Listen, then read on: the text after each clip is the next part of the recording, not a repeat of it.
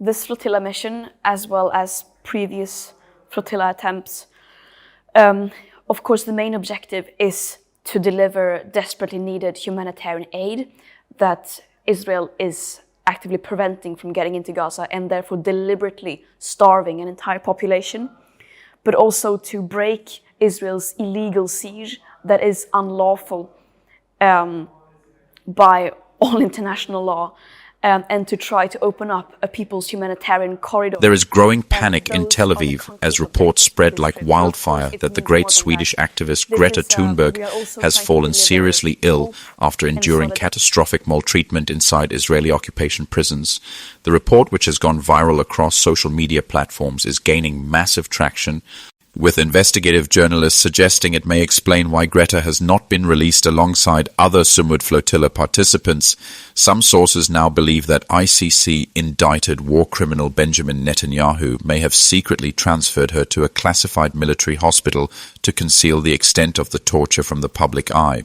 While nearly all the other flotilla heroes who were humiliated and deported to Turkey have now returned home, Greta remains missing in action, and her disappearance has sparked global concern. Information from diplomatic circles suggests that the Swedish government has quietly sent a warning letter to Netanyahu's office, cautioning that any harm to Greta could mark the total collapse of bilateral relations between Sweden and Israel. Despite this warning, I see little courage from Norway, a country that continues to turn a blind eye to Israel's repeated violations in Gaza, and now in its treatment of Greta. There is no appetite for accountability within the European bloc, as they pretend to value human rights while enabling this barbarity. YouTube, as usual, is working overtime to suppress stories like this and clean up Israel's image, so please hit the like button to force the algorithm to show this video to others, and subscribe if you haven't already, because that is the only way to support uncensored journalism. You see, analysts believe Greta may be suffering from extreme trauma that has severely weakened her immune system. Her condition reportedly deteriorated faster than expected, and she is expected to be secretly flown out soon. But what's more disturbing is how Israel is trying to suppress the truth. Israeli media outlets suspect she may first be quietly flown to Greece to minimize suspicion before being transferred to a hospital in Sweden.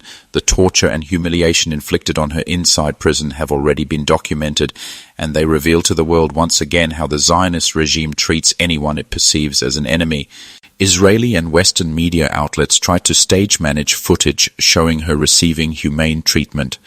But behind those images were scenes of intense psychological and physical torture condemned globally as violations of human dignity. Greta Thunberg has always been open about her neurodevelopmental and mental health conditions. She was diagnosed with Asperger's syndrome, which falls under the autism spectrum, and she has spoken about obsessive-compulsive disorder and selective mutism. She also battled a severe eating disorder in her early teens, so subjecting her to such brutality was nothing short of a crime against humanity, given her medical history and vulnerabilities.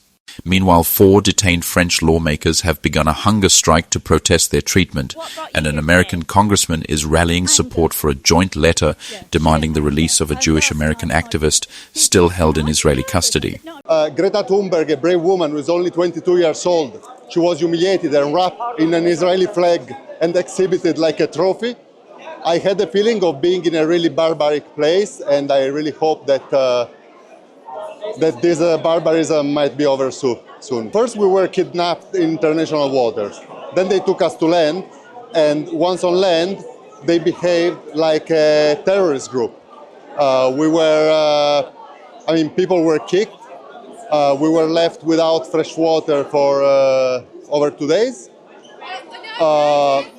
Overall, they took every opportunity to humiliate any of us. We were treated like terrorists because we thought we were terrorists. So I was unlucky enough to get out just while Ben-Gvir was coming.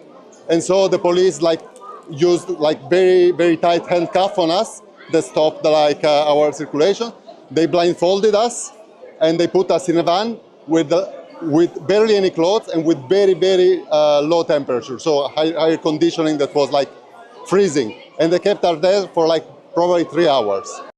החלטת ראש הממשלה Many supporters of Israel's genocide dismissed far-right minister Itamar Ben-Gvir as a loudmouth, claiming he is irrelevant, but what they won't tell you is that this man holds one of the most powerful positions in Netanyahu's government. As national security minister and head of the police forces, he is directly involved in the treatment of detainees. השר, איפה אנחנו נמצאים? אנחנו נמצאים בכלא קציעות, וכמו שהבטחתי, אותם אנשי משט, תומכי טרור, נמצאים כאן בכלא ביטחוני, תראו המשחקים. הם מקבלים כאן תנאים של מחבלים לכל דבר, טרניגים של מחבלים, תנאים של מחבלים, זאת אומרת, יש מינימום של המינימום, ככה הבטחתי וככה אנחנו מקיימים. עכשיו בואו ניכנס, נראה אותם.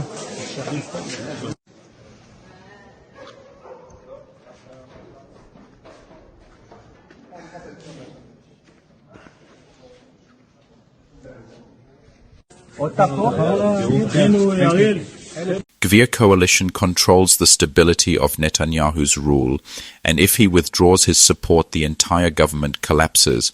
That explains why his extremist views and anti-human policies are tolerated, and why the flotilla participants were subjected to such cruelty under his direction. How did Israel treat you? Really bad, really bad. 3 days of torture and humiliation. But that's nothing. That's nothing.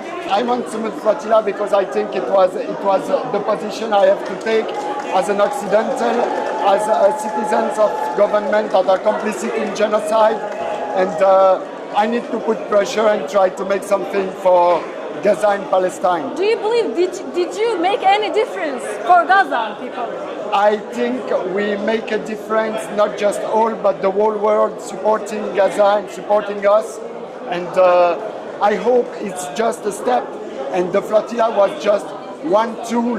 The flotilla, people have been kidnapped off the flotilla, British people in international waters. And what's this government doing? They should at least have evicted the Israeli ambassador. I've said more than once that this is actually a role that we old people should be taking. We have nothing to lose. The young people that are protesting are so brave. I mean, I just cannot imagine how brave they're being, because they're putting their jobs on the line and everything. We have nothing to lose. We're retired. We get a pension. This pattern of institutional cruelty endorsed at the highest levels exposes a systemic policy of repression.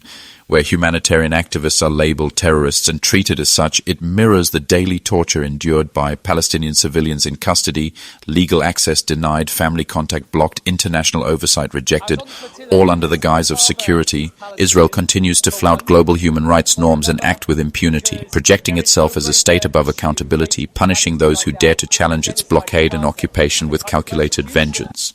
This is not new. Israel has a long record of attacking and detaining flotilla participants trying to break the siege on Gaza. The most infamous was on May 31st, 2010, when Israeli commandos raided the Gaza Freedom Flotilla and stormed the Turkish ship Mavi Marmara carrying over 700 passengers and 10,000 tons of aid. 10 activists were killed and dozens wounded in international waters, triggering worldwide outrage and years of diplomatic crisis with Turkey until a reluctant apology came in 2013. Later flotillas in 2011 and 2015 faced sabotage, intimidation and arrests as Israel sought to destroy every effort to pierce the blockade, showing once again that Tel Aviv will go to any lengths to stop aid and silence solidarity for Gaza. Thank you for watching and supporting honest journalism. Keep supporting my work by subscribing to increase my reach. Until I see you next, God bless you.